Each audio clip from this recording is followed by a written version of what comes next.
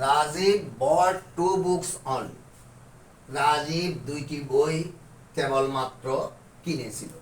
ব্র্যাকেটে দেওয়া আছে নেগেটিভ।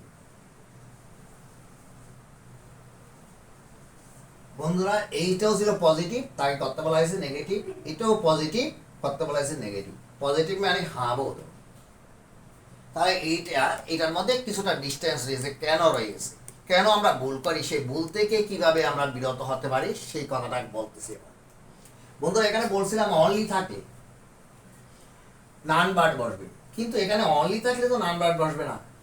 হয় কেন? তার উত্তর হচ্ছে দোষ দিয়ে ব্যক্তি বোঝানো হয়েছে।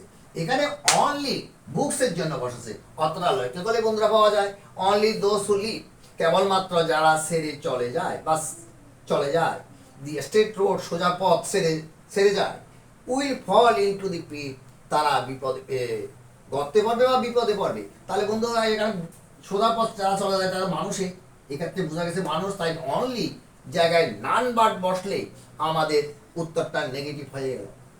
এখন কিন্তু নান বার্ড বসে অনলি উঠে গিয়েছে, অনলির জন্য এখানে নান বার্ড বসিয়ে দেবো, সেটা হলে কখনো নেগেটিভ হবে না, উত্তর শুদ্ধ নয়। এবার দেখো কি হচ্ছে, Rajib bought two books only, Rajib কেবলমাত্র দুইটি বই কিনেছিল। এই অনলির জন্য বসবে নাথিং বাট, এই জায়গায়ও বসবে না, বস্তুর জন্য। এবং কোন বস্তুর জন্য? দুইটা বস্তুর জন্য। তাহলে নাথিং বাট অর্থটা দাঁড়াচ্ছে কি, রাজীব বট, রাজীব কিনল, নাথিং বাট টু বুকস, কিন্তু দুইটি বই ছাড়া অন্য কিছু নয়। তাহলে এই জায়গায় বসবে, অনলি উঠে যাবে, আনসারে আসতেছে নেগেটিভ লিখি।